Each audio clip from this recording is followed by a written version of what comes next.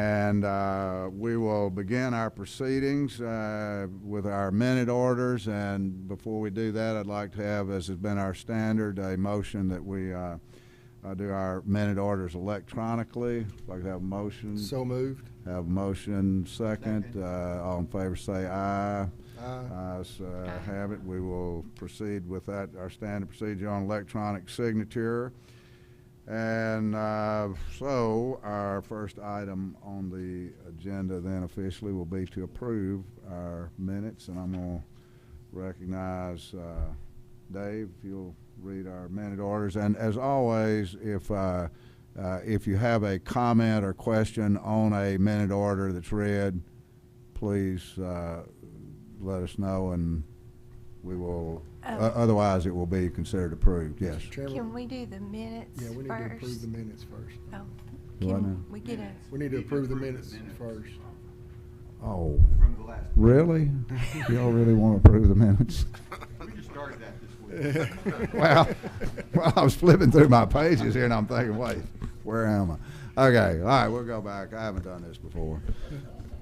All right, let's approve the, how about y'all want to approve the minutes? Think that's a good idea? So All right, we'll do moved. that. Everybody's for approving minutes. All right. I'm assuming that everybody has had now the opportunity to have read the minutes. Since you all want to approve them, that means you've read them. Good. Okay, do I have a motion to approve our minutes from the last So meeting? moved. I have a motion and a second. All in favor, say aye. Aye. That's good. Everybody's in agreement. We'll approve the minutes. Now we're to Dave. Dave's going to read the minute orders. We will proceed with our standard. If you have a question or comment on a minute order, please indicate after the reading. If not, we'll consider it approved. Dave, it's all right. yours. Thank you, Mr. Chairman. As always, minute order one simply ratifies the actions of the purchasing committee for expenses from June, July of 2022. Minute order two, authorization to issue a request for proposals to retain services of a professional auctioneer to conduct an auction for our vehicles and equipment. I have a question, Lori, do we, Microphone. do we ever trade equipment in on new equipment?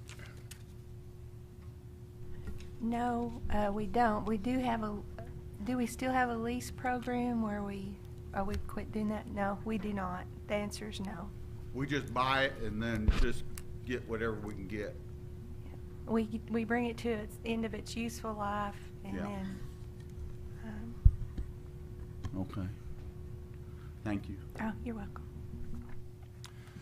Minute order three, authorization. This is related to the permit rules for the movement of oversized and overweight vehicles on the state highway system.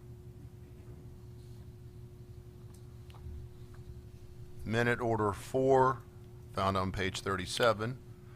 This minute order gives approval to use federal aid, state planning, and research funds to pay for the department's annual membership fees, dues for AASHTO, which is the American Association of State Highway and Transportation Officials.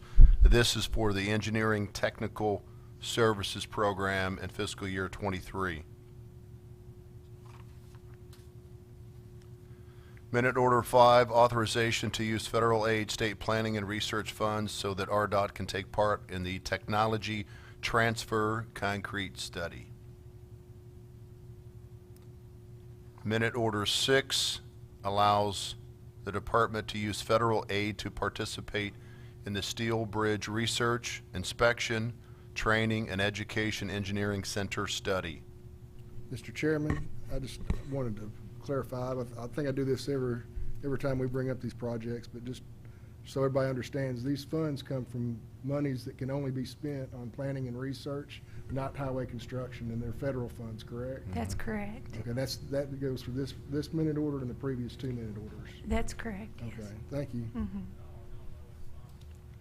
Minute order seven, found on page 81, authorization to apply to AASHTO for approval to designate U.S. Bicycle Route 80 from North Little Rock to the Tennessee state line That's illustrated on the map included in this minute order. Minute Order 8 takes us to Washington County. It gives approval to change a tract of land from a capital asset to right-of-way. This land sits along State Highway 112. Minute Order 9 out of District 9, Baxter County, declares the former Henderson Ferry property now as surplus property. Minute Order 10 in Craighead County, in the Jonesboro area near Highway 63, we are requesting to change 2 tracts of land, numbers 1 and 26, from capital asset to right-of-way. Minute Order 11, Mississippi County, also has to do with surplus property. Job number 100654. This minute order declares tract number 63R-1 as surplus. Minute Order 12, found on page 114, here in Pulaski County. We are asking to remove a portion of Highway 10, Section 8, which sits between Cumberland Street and Interstate 30. Remove that from the state highway system. And we are requesting a transferring of a portion of Highway 10, Section 8, between President Clinton Avenue and 3rd Street to the city of Little Rock. This is all related, of course, to the ongoing 30 crossing construction project.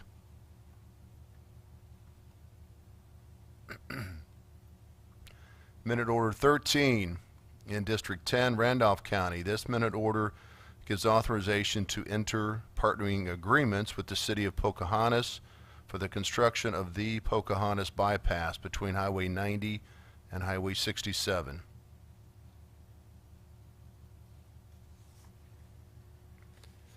Minute Order 14 in Cleburne County. This minute order calls for the renaming of the Cadron Creek Bridge on Highway 25 to now be known as the B.L. Bozzie Johnston Memorial Bridge. This is in memory of longtime Heber Springs resident Billy Linwood Johnston, who was a huge fixture in that community.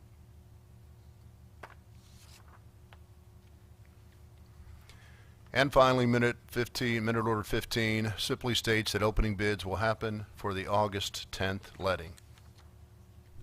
Mr. Chairman, had a couple, one question. I'm a little late to the game on this one. It was a couple of minute orders back, but the difference between what the significance of being a capital asset versus right-of-way, I mean, what is the significance of that, and why, could you just explain why we transfer those things like we do?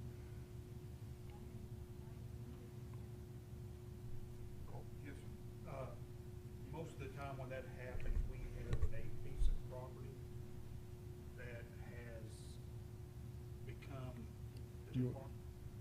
Do you want to, or you can use this one right here. Thanks. what has happened is we've had a project previous to the one that we're working on now. So there was a tract that we maybe purchased and had a residual on. A new project comes through and we need to move that from an asset to right-of-way. So we're using and reusing property that we already have. Yep. Thank you. Yes, sir.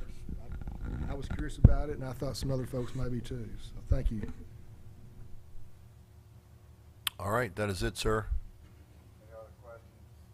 Any other questions or comment, commissioners? Okay, seeing none, we'll move on to our next item, state revenue update. Mr. Patrick Patton, our CFO. Patrick, it's all yours. Thank you, sir. Good morning. This report, to lay the groundwork, this report's for the full fiscal year of 22. So we're looking fiscal year versus fiscal year on the numbers. If you look at the actual revenue year over year, 4% increase, or 17 million for the traditional sources, which is our motor fuel registration fees, permits, and penalties. Natural gas severance continues to outpace last year, and therefore our total revenues are about 10.4% or $45.3 million above last year. If we look at the actual versus budget, total state revenue received is 12% or $51.3 million above what we budgeted for. Once again, the key components of that are motor fuel and natural gas. Looking at Act 416 revenue year over year, it's pretty much flat, $800,000 difference, or 0.8%. Gas was $31.5 million, and diesel $26.6 million of the total $58.1, and registration fees came in at $2.5 million. As you can see, also we did receive our $35 million casino revenue the last day of the fiscal year. If we look at budgeted versus actual for Act 416, once again it's fairly flat. Motor fuel outpaced the budget by almost $2 million. Overall, it's $2.7 million or 2.9% above budgeted.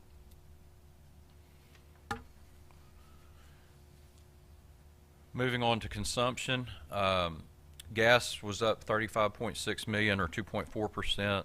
Diesel was up 13.9 million gallons or 2%. Overall, 49.5 million gallons or 2.3% for the year. If you look at fuel consumption for the rolling 12 months, you can see here it's fairly flat. Gas was up 2.4%, diesel 2%, and then overall 2.8 or 2.28%, 49.7 million gallons above for the rolling 12 months. Look at the sales tax, the half-cent sales tax. We finished strong in June at $2.5 million above DFNA's projections. So for the year, it was $14.2 million above DFNA's projections, or almost 6% for the year. If you look at the half-cent sales tax program since inception, we're at almost $39 million over DFNA's projections, or 2.28%. DFNA's projections for the coming year are about $241 million. So we'll see where we pace against that in the coming year. Any questions? Make sure I heard you correctly. Let's see. Patrick, the Yes, sir. revenue for the fiscal year was $238 on the sales tax. Oh, sales tax. $238,980, is that right? That's what DFNA. That was the projected, and then the actual ended up $14 million. But Yes. so we collected $253 million. Yes, sir. And what's the projection for next year? It was at 241. They're going to change that? I'm sure they are, because as I was looking in online today, I think the governor's called a special session to talk about sales tax and individual income tax, and so I'm sure they'll be doing some projections on, depending on the actions that come out of the special session, where that'll be. It may still be at the 241 if they do some cuts. But if you take their 3% growth that they took on the 238, you'd be looking at probably close to 260 if they took another 3% growth factor on top of what our actual is. So that Is that the way they usually do it? They take the actual and they kind of go from there? they project out 2% or 3% Okay. for the next 2 years for us. That's what I'm... If there's not any other questions, that's the end of my presentation. Thank you. Thank you very much, Patrick. Okay, at this time, I'm going to turn the meeting over to our director, Lori Tudor. Let you take it from here on. All right, thank you. Cheers, Madam Director. Thank you, Chairman. Next up, we have Jared Wiley, our Assistant Chief Engineer for Planning. He's going to give us an update on federal highway and transit issues.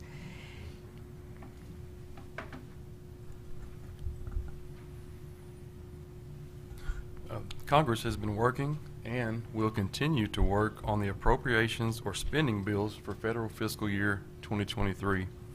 However, the fact remains that the nation's federal highway spending authority will expire at the end of September.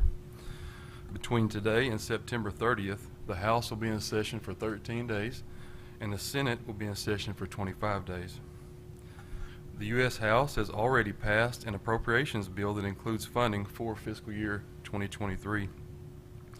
This bill includes an additional increase in funding for transportation by $833 million.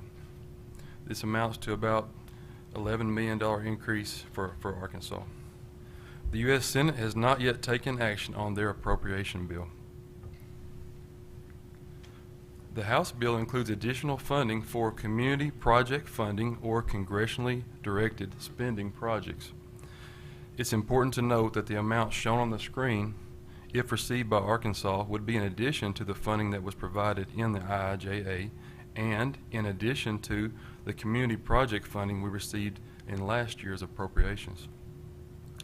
The projects and the amount of funding included in the House bill are $5 million for future Interstate 57 and $5 million for U.S. Highway 412 as requested by Representative Crawford, $7 million for future XNA access road. This was requested by Representative Womack, and $5 million each for future Interstate 49 and for widening Highway 270 in Garland County, requested by Representative Westerman. This totals $27 million for additional improvements on these important projects. We certainly appreciate Representatives Crawford, Westerman, and Womack for requesting this funding. Now that the House has passed their bill, it's up to the Senate to pass their appropriations bill. The Senate can add their own community project funding to their bill, which would once again increase the amount of funding Arkansas will receive. The Senate has not announced a voting schedule for their bill yet, so there's a lot of work remaining for Congress to do to get us there. We're still expecting to begin fiscal year 23 on a continuing resolution, but Congress is moving closer to reaching an agreement. I want to update you on the grant programs that we've received a notice for. Last month, USDOT announced another discretionary grant program. This one's called the Bridge Investment Program. June 10th, this announcement came out. This program will support the repair and replacement of aging bridges. $2.36 billion is available to us this year. This funding will be dispersed towards bridge planning grants and bridge replacement or rehabilitation projects. Applications can be submitted for a single bridge or for a group of bridges. Applications for bridge projects must be submitted by September 8th. To assist us in the project selection process for this grant opportunity, we secured the services of HNTB, who has experience in selecting and preparing these applications. When the team compared the selected bridge replacement projects that we have in our statewide transportation improvement program, or our STIP, we compared those bridges to the noted merit criteria. We were able to identify and recommend 2 bridge project bundles that should give us the best opportunity to receive this grant funding. The first project application would be to address bridges that are in need of replacement near the New Madrid fault line in northeast Arkansas. Currently, we anticipate applying for a bundle of 35 bridges at a total cost of $75 to $100 million. The final list of bridges may change slightly due to the grant development process and based on additional information that we'll gather. The next application that we recommend submitting would be geared towards economic competitiveness in regions of Arkansas within historically disadvantaged communities.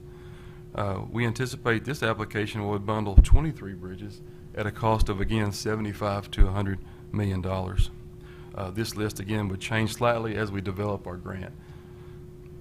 Director Tudor, this concludes my report. Thank you, Jared. I'll open it up for any questions before I request a motion to allow us to submit these 2 applications. Laura, this could you grant. go back to the previous application? I was distracted, didn't see. Okay. Thank you. I'd like for you to note that these bridges are already under development. They're going to be ready to go as far as we had already started working on these bridges. So this money will help fund these bridges that we already have in the works. Just to verify, the red, or the ripples or zones, are all those ripples from the New Madrid fault? Yes, the colors denote the intensity of the earthquake if it ever occurs. Okay, thank you. You need a motion to, Submit these two applications. Mr. Chairman, I'll move to submit both A applications. motion second. Second. Second, all in favor? Aye. Aye. Okay, opposed, no. Ayes have it, motion carried. Thank you. We feel really confident that we'll be competitive with these two applications. So hopefully we'll get a positive result.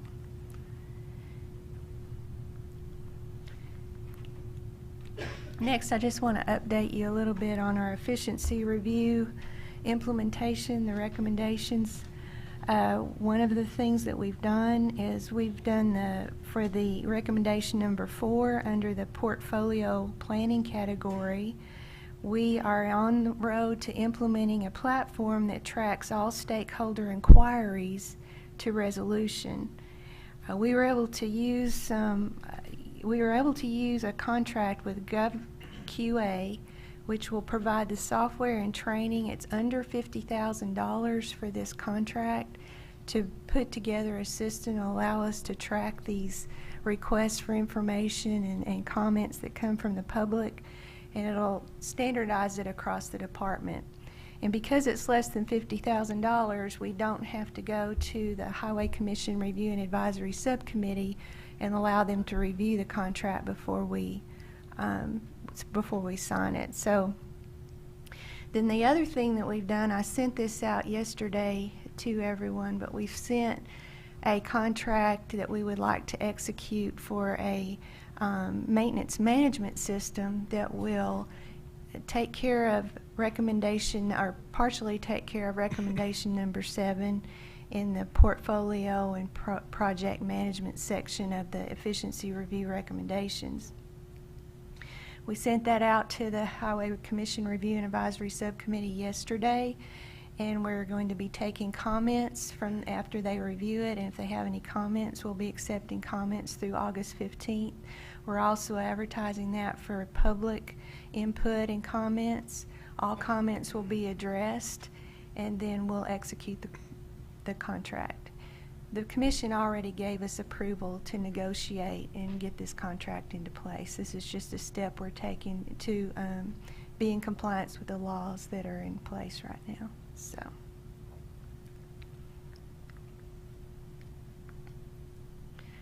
Next, I want to give you all an update on recent department activities. So first off, we'd like to provide you an update on electric vehicle charging infrastructure, our efforts, the department's efforts in this regard. I've asked 2 members of our team that are facilitating this effort to give you an update. Aaron Pinedo, he is an advanced transportation planning engineer in our Transportation Planning and Policy Division, and following him, Brad McCaleb, who's our division engineer in the same division. Aaron has done an excellent job. I hear nothing but praise by our partners outside of the department and inside the department of how well he's taken a hold of this project and really made it, I don't know, just very successful to date. So, Aaron, if you'll give us an update. Yes. Thank you, Director, and good morning, Commission. I do appreciate the opportunity given to present to you all today. I'm happy to be joined by Brad McCaleb. He's Division Engineer of Transportation Planning and Policy Division, and we'll be updating you all on the Arkansas Plan on EV infrastructure deployment. For the past 2 months, RDOT has been collaborating with the Department of Energy and Environment for this plan in response to the National Electric Vehicle Infrastructure Formula Program, also known as NEVI. Aaron, I forgot to give you the Yes. clicker. Oh, I'm not sure what slide I'm supposed to be on. So Brad and I will be providing just an update on the planning process of Arkansas's plan. As you see on the agenda, I'll be going over a NEVI overview, and then Brad will be providing key updates on the plan. And in the end, we'll have time for questions. First, some NEVI overview and disclaimers. So the National Electric Vehicle Infrastructure Formula Program, NEVI, is a $5 billion program established by the Infrastructure Investment and Jobs Act, or also known as IIJA, to provide dedicated funding to states to strategically deploy EV charging stations. And initially, the funding can only be used on designated alternative fuel corridors and interstates. And to be clear, an alternative fuel corridor is a series of alternative fuel distribution sites conveniently located by the traveling public to meet the emerging need of such supplies, and so in this case, EV chargers. It's important to note also that the NEVI is under proposed rules at the moment. It's in a public comment period. So once that is closed, RDOT will incorporate those final rules into the plan.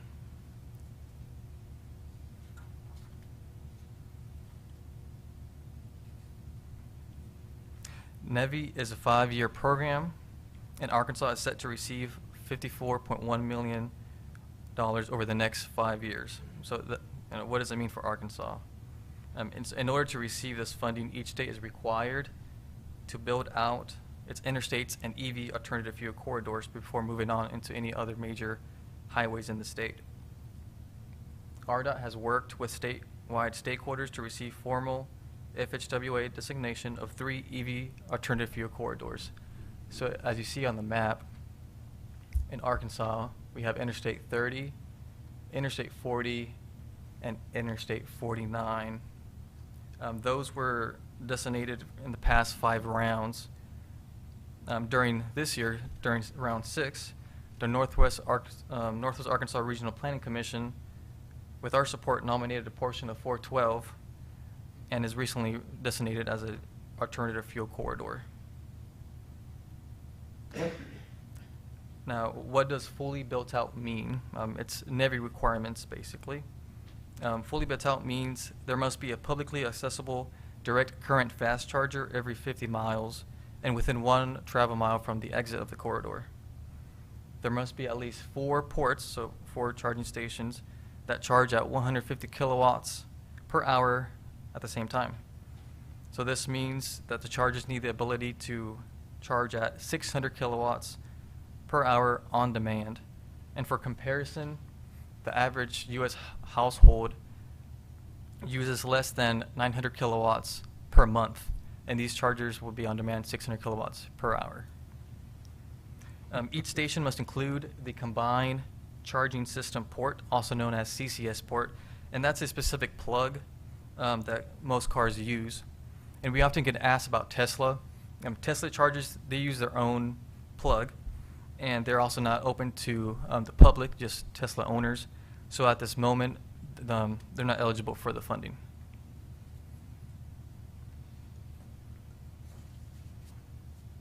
So now, what are the requirements for the plan? FHWA released guidance on the specific 14 components needed in the deployment plan. So all the above have to be factored in Arkansas's deployment plan. And some key components are state agency coordination, public engagement, vision and goals, and implementation. Brad will be going over into further detail on those components next. So at this point, I will turn it over to Brad to go over key points of the deployment plan. Aaron, I have a quick question. The fast charge, that's as opposed to like the overnight charge. That's the one that people can quickly get back on the road? Yeah, so that charger in about 30 minutes can charge 100 miles or up to 200 miles depending on the power. Okay, So thank these you. are fast chargers. Okay, great, thank you. Yes. Where did you go to school? I went to school, Springdale High School, the Springdale High School. I just wanted to make that public. Okay, okay. Sure. Thank you. I had a question. Yep. I just wanted to clarify, you said, I couldn't remember the amount of energy, but it was 900 per month for an average house? What was that, 900? 900 kilowatts per Kilowatt. month, just under 900 kilowatts per And month. it's 600 kilowatts per hour? Per hour. For yes. charging, and you're gonna have how many charging stations? So Brad will be going over that, Okay. but for now, to meet the minimum requirements, that's 15 chargers in the States. Okay, thank you. Mhm. It's a lot of power. Thank you, Aaron. Great job. Thanks. Thank you, Director.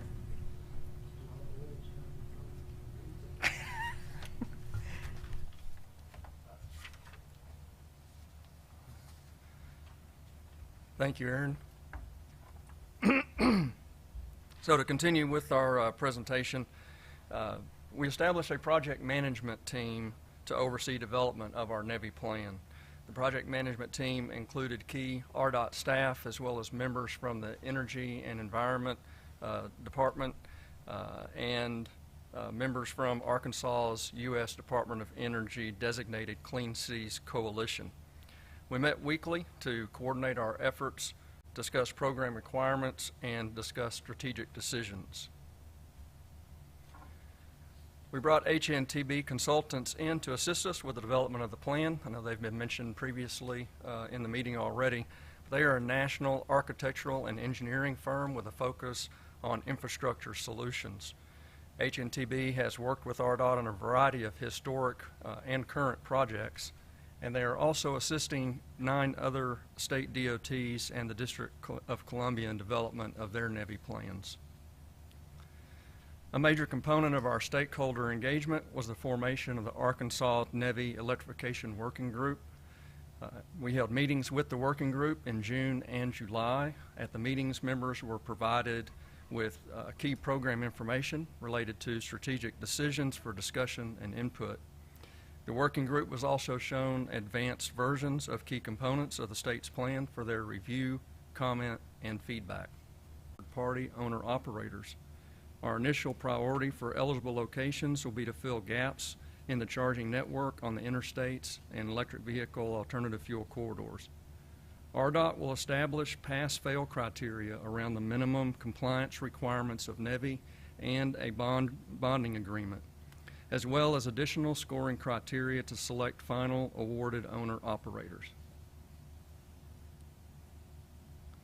The next steps include development of the competitive procurement program, publication of a request for proposals. The applications will then be reviewed and awarded, and then the ongoing management of the program. The timing on all of this is still somewhat uncertain until the NEVI rules are finalized. So the notice for proposed rulemaking was published on June the 9th, and we are now in the public comment period for those rules, which will end on August 22nd. We will have to incorporate the final rules into our competitive procurement program once they are available. It's possible that these final rules will not be ready until next summer. Our intention is to release the competitive procurement program to coincide with the final rulemaking process. It's important to note that US DOT must approve our plan and finalize the NEVI rules before we publicize our request for proposals. Okay, Aaron mentioned the overall funding that was available through the program. This slide shows the funding by year that Arkansas will receive. So based on information from the top 10 EV charging station companies, we're estimating an average cost of approximately $1 million per charging station. This would include the utility site make-ready upgrades, hardware installation, and everything needed to activate the EV charging station.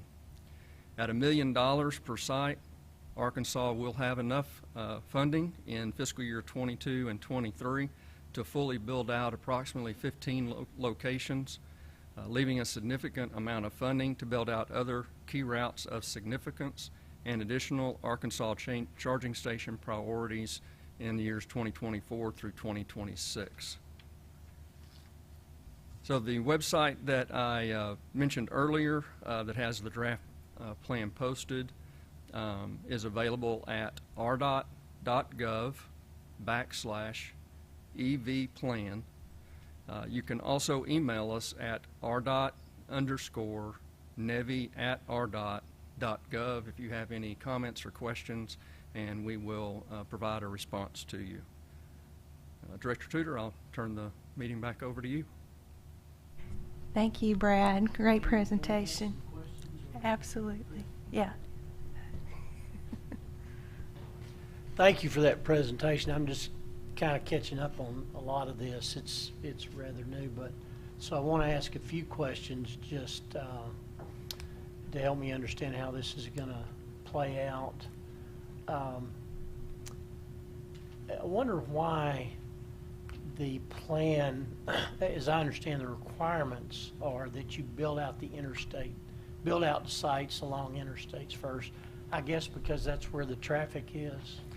Yes, sir. The intention behind the plan is to install approximately 500,000 charging stations across the nation by 2030, primarily on interstate corridors to facilitate cross-country travel by the fully electric vehicles. I guess I get that, except it seems that's where we already have a lot of Tesla charging stations and others that are being built by private concerns, where we don't have any charging stations or on other important corridors that are not on interstates.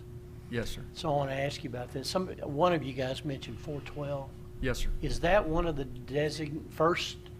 Did you say that was a designated area? It has now been designated as an electric vehicle alternative fuel corridor from the Oklahoma border over to Interstate 49. So that will be available for funding in 2022 and 2023?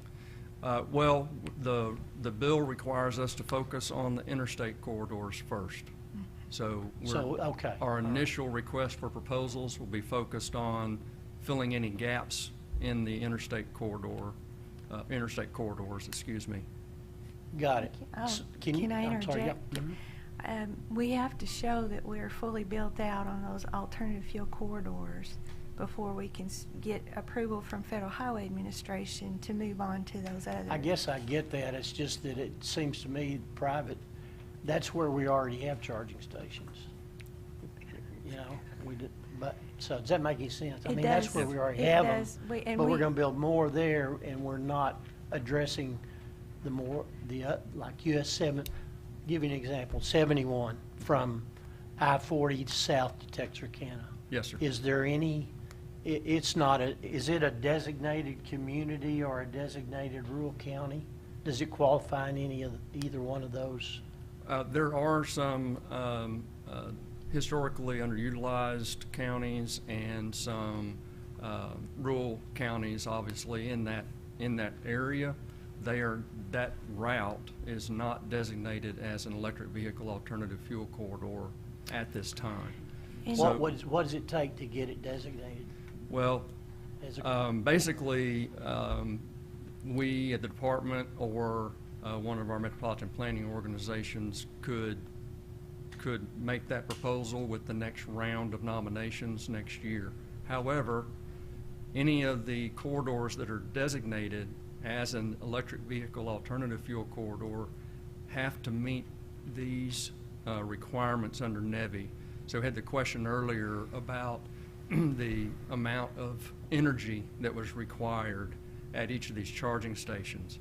Some of the areas in our state, as you know, very rural, don't necessarily have a higher volumes of traffic on the routes that we would like to locate these charging stations. So meeting those NEVI standards is going to be challenging. If we can get to the point where we achieve the fully built out status on our interstate corridors and do that relatively quickly, then the remaining funds we are going to be looking or seeking some more flexibility in the program so we can, to use the term, right-size these charging station locations to better fit Arkansas and our needs right now. Okay. Well, these terms I use, the designated community and the designated rural county, are those two exceptions that qualify a route? I mean, explain what those are too.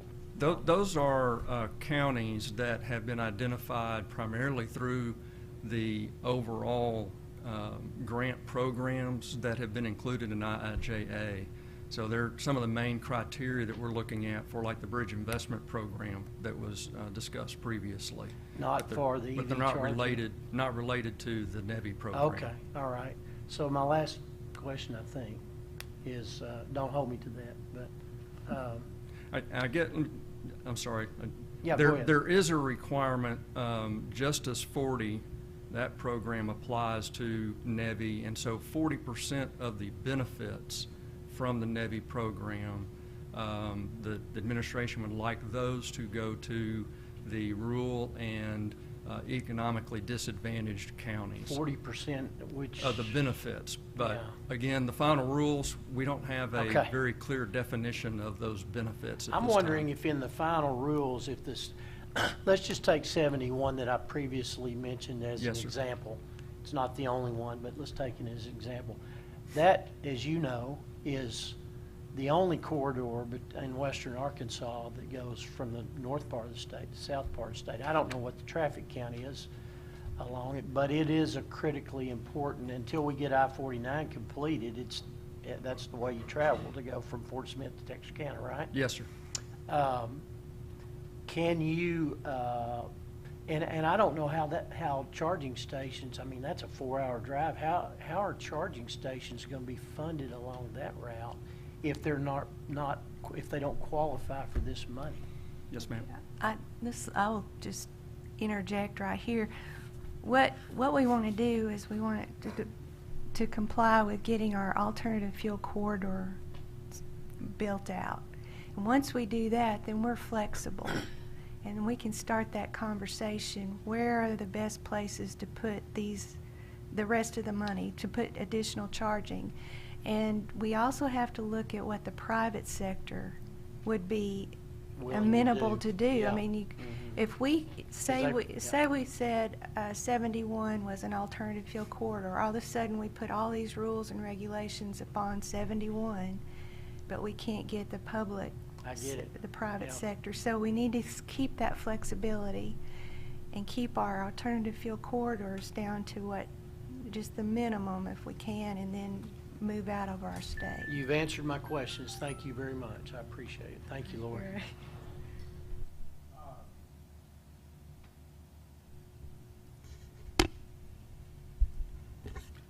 I don't even know if I'm smart enough to ask an intelligent question about this, but I'll try. Well, so you go and you want to use one of these things, and I guess they take credit cards. Yes, sir. And you pay for the electricity, how much, kind of like a gas station, Correct. right? Okay. Is there, does the company that installs these, do they take that money in and pay the electric bill for the charging station? And if there's any money left over, they get to keep it? Is that the way that works? Basically, that's the way it works. Kind of like Yes, a sir. gas station? Yes, sir. Okay. So is there going to be different cost at different charging stations per kilowatt? Or are you just at the mercy of the company that owns it? How does that work? So part of that goes back to the electric, I remember the name, Electric Rate Commission, the body that sets the rates per kilowatt cost for power. So it will depend on where the station's located, who the provider is for that power, but it will also depend on the development costs for that site. That's where the owner-operator will have to determine how much do they need to charge to be profitable. So the price will fluctuate from station to station, just like a gasoline station does. So if you put one halfway down on 71, it could be 10 times higher than it would be on 49. Correct. Is that right? Depending on how much it costs for them to Okay. get the energy to that location. Yeah. So, okay. So it's really, in the private sector, if you call these people, these companies that run those stations private, which they are, so it's already in the private sector, and the federal government and the state government to a certain extent is investing in these things to try to meet the demand going forward and kind of get the ball rolling. That's my And understanding. then hopefully it'll take care of itself. Yes, sir. Is that, I'd like to say, my vision of this is a kickstart. Yeah. It's a subsidy to kickstart it, and at the end of 5 years, it's going and we're out, the government's out. thank you very much. Yes, sir. I had a question, or questions, I guess. I'm learning a little bit about solar farms and proximity to major power lines and the capability of the power lines to carry the charge that so I'm just spitballing here a little bit, but we're talking about significant power being delivered to these locations over a month per station. It's 400,000 kilowatts, I guess, and so we're talking about a lot. Is there any concern about capability of the power lines to deliver to the proximity, and then also just the production of electricity itself? The current use of electricity is not going away, so we're going to have to be increasing more and more, and you're talking about a lot of kilowatts there. So I'm just kind of curious about the background of the bigger picture about the ability to provide it to the locations through the power line capacity and the capacity to generate the power. Right. Those are major concerns. That's also part of the reason why we're structuring our program to put that opportunity to the private sector, who are the experts at determining, where are the best locations, figuring out how much power they need or how to get it to that particular site. I was going to say, I could see a situation where the most logical location for a gas station doesn't necessarily mean it's the most logical location for electric charging station because of proximity to the power lines and things like that. That's correct. Okay. Yes. All right, thank you.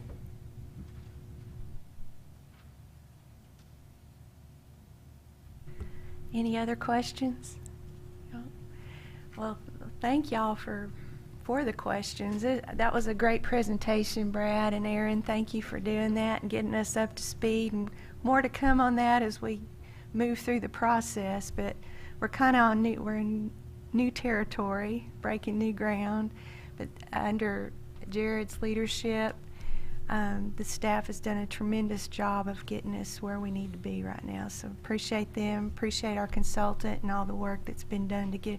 And it's unlike normal government operations. This had to be done really quick. This plan has to be submitted August 1st, and so they've done a huge amount of work in a very short amount of time, and it's just been a great experience so far. I hope in 5 years from now, we'll think we were really successful in delivering the NEVI program. So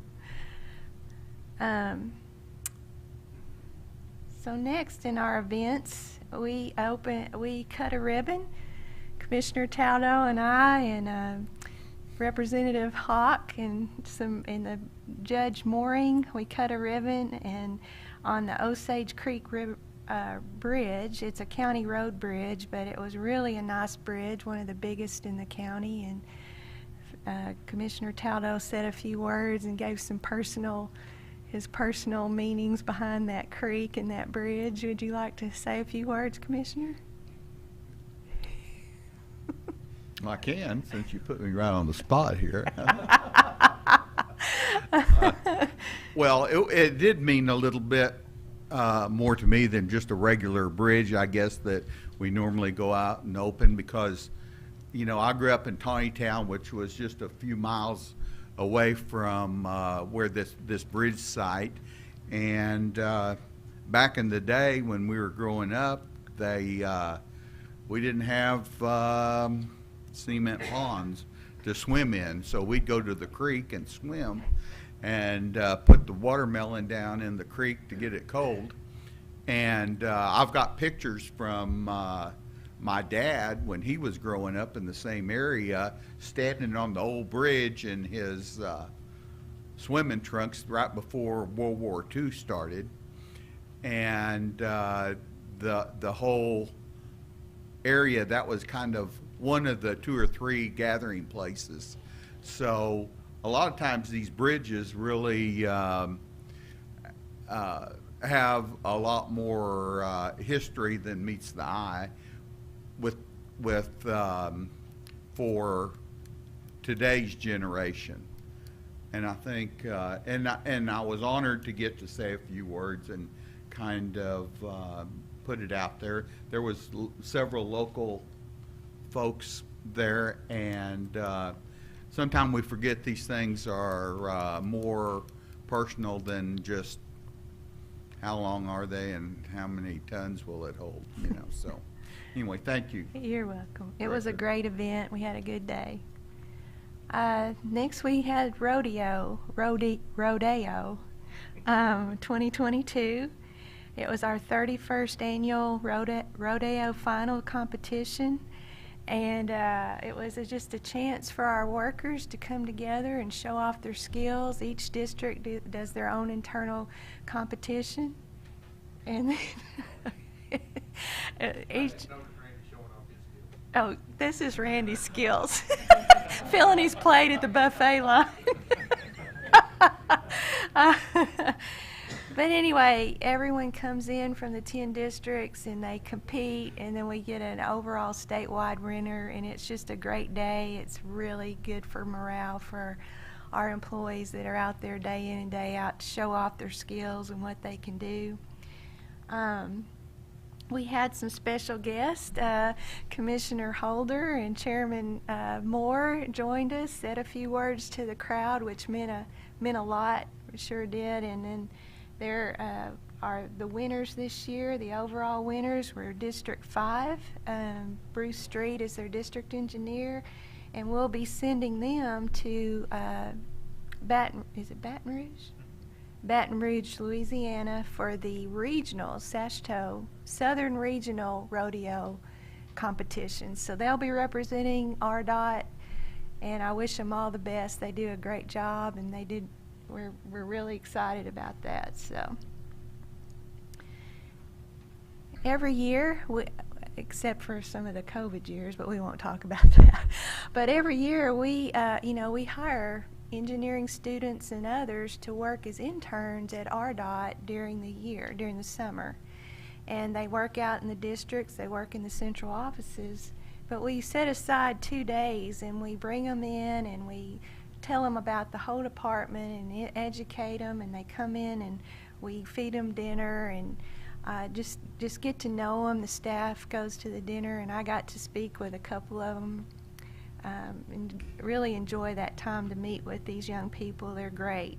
And if you ever worry about the future of RDOT, don't worry too much, because there's some great students out there, and hopefully they'll come to work for us someday. We had an excellent event over in Fort Smith. The Good Roads Foundation organized this event, and it couldn't have gone better. I see Joe Quinn's here today, and he organized it, and I think he missed his calling. He should have been an event organizer, a wedding planner. It was just really, really a great event, and it was 2 days. We had a tour, we had a nice dinner, we had a breakfast, we had a meeting where we had presentations and a lunch. I mean, it just couldn't have gone better. It was about I-49 over in western Arkansas, so that was just an exciting topic, as well as just the spirit of camaraderie and collaboration and welcoming. People in Fort Smith love highways, so would you like to say a few words? Commissioner? I want to say, first of all, to each commissioner, thank you for coming to the River Valley and to Fort Smith. It really meant a lot, more than you know, to our section of the state to have you all there. And I don't know of a better wedding planner than Joe Quinn.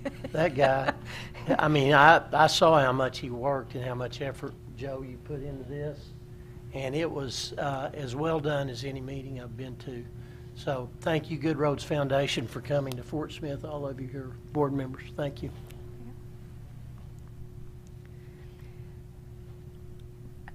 Last week we had a ribbon cutting in Crossett, Arkansas, and it was really a big celebration for the city because we did a system preservation job on Highway 133, which is their main street through their town. And they came to us, the city of Crossett, the mayor came to us a few years ago and wanted to see about expediting that. That was further out in the schedule, and so we put together a partnering arrangement and was able to expedite that work. And so it was just a great day to celebrate there in the city of Crossett. It was hotter than the face of the sun, but anyway, we enjoyed being out on that asphalt cutting a ribbon. But it was a great day. We enjoyed it, and we had actually State Representative Howard Beatty and State Senator Ben Gilmore were there, and they, along with the mayor and some others, had some words for the crowd that were really uplifting. So we really had a good day that day. And then on Monday, I got a email from Brad Smithy, our District 10 engineer, and I just had to pat our crews in District 10 on the back because they were able to add a center turn lane to a segment of Highway 14 at the Rivercrest School facilities. And long story short, the contractor that was in the vicinity was supposed to do it by change order, but that didn't work out. And so the expectations were there, but it didn't happen. So our district crews came together, put together a plan, and it was a big project on top of their regular work, and they were able to do it and get it done by Monday. They have a few things left, a few punch list items left, but they made it happen. And I have a quote from Brad Smithy. He said, "I cannot express my thanks for the efforts of our staff, from our district maintenance leadership to all the folks that operated trucks and equipment to every flagger involved. They all worked through these extremely hot days and just willed this work to be done." And I want to echo that gratitude to our District 10 team for a job well done. I just think it's a great story. We'll probably have it in the magazine.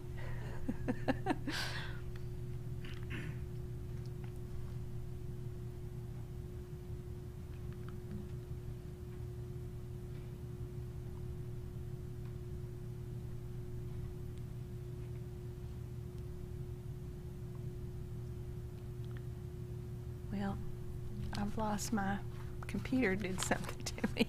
But anyway, next we're going to talk about some consultant selections. Okay, so in September of 2021, the Commission authorized the Department to request proposals for on-call architectural services to be used as needs were identified. Public advertisement was made on January 2nd, 2022 in the Arkansas Democrat Gazette, and it was also posted on our website for these services, and it's for calendar years 2022 through 2026. We received 3 letters of interest, and all 3 firms were selected for further consideration and were interviewed by our staff. And based on the evaluation committee's review, all 3 firms were selected to provide architectural services to the department. So I request a motion to authorize the department to begin negotiations with the 3 firms shown on the slide: Garver LLC of North Little Rock, Cromwell Architects Engineers, Little Rock, and CEI Engineering Associates, WER Architects and Planners in Bentonville.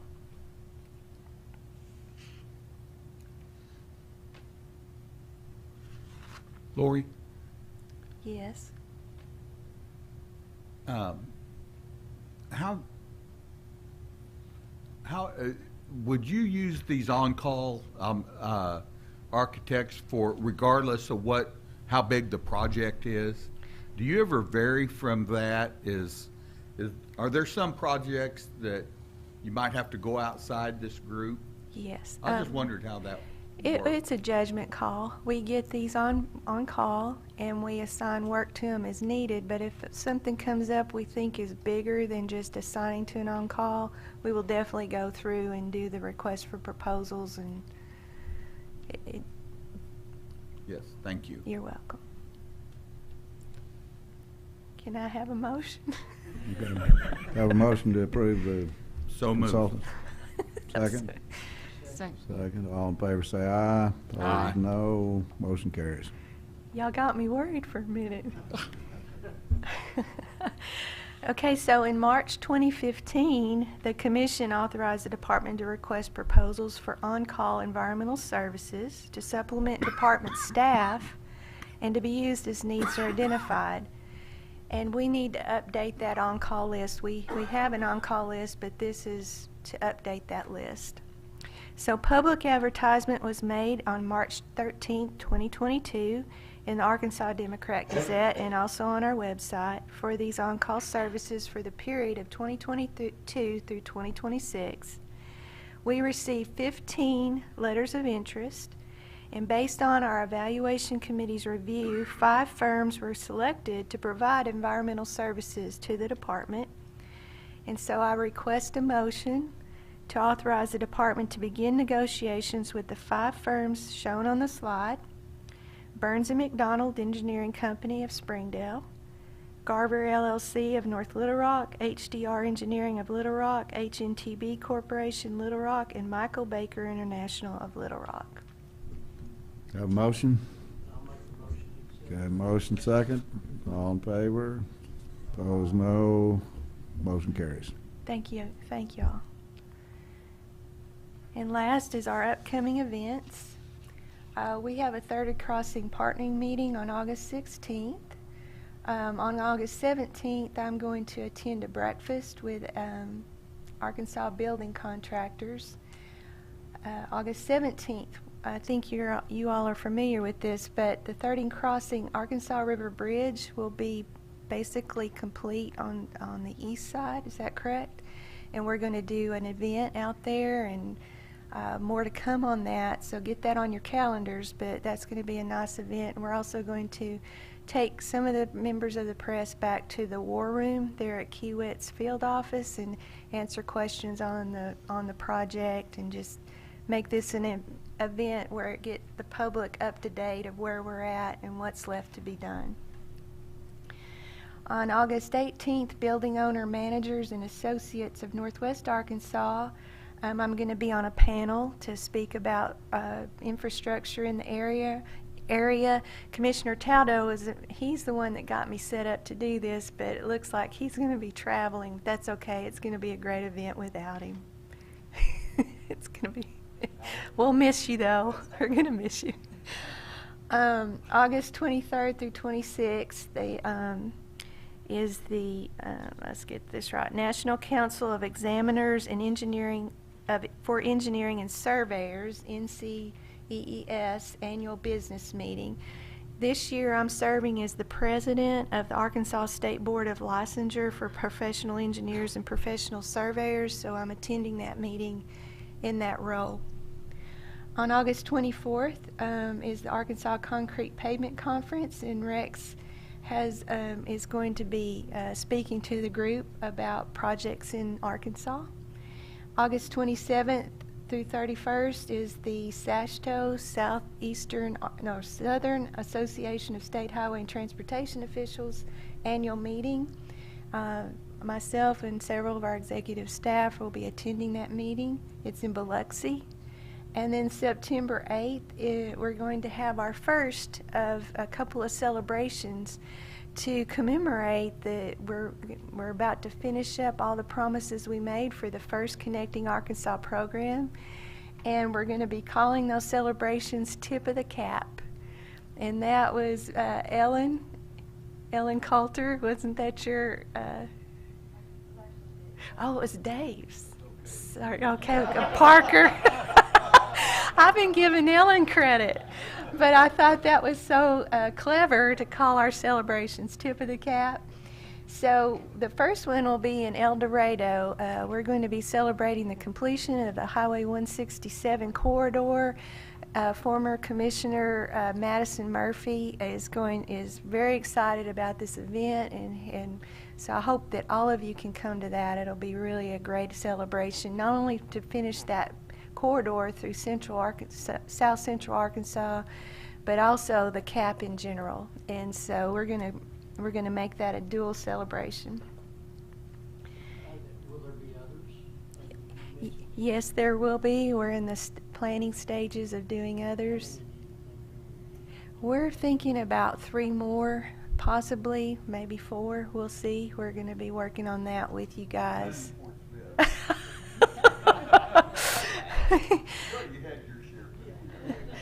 But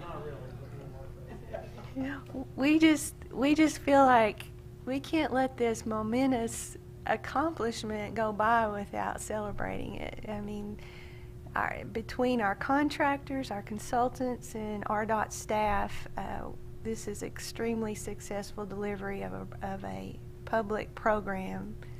They put their trust in us, and we've delivered those promises. So we want to celebrate.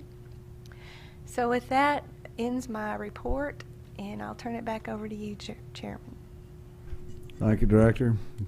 Fine job. Commissioners, anything else need to bring up today? I can't pass this Commissioner opportunity up. Yes, sir. Mr. Chairman. It's all yours, Commissioner No, I just Talbot. wanted to say that I hear more compliments on the 30 Crossing project than anything else as far as compliments that we do in the state. There's a lot of people that go through there, and they just can't get over the size of the project and how they keep the traffic moving, and it's gotten a lot of notice around the state. Thank you. It's going really, really well. And maybe we'll have the opportunity to do that one of these days when we have a project in Northwest Arkansas. I don't know. Thank you, Commissioner Taldo. Yeah, I've heard the same also. It's a good public point to make there. Congratulations to all involved. Anybody else have a comment or anything we need to bring up?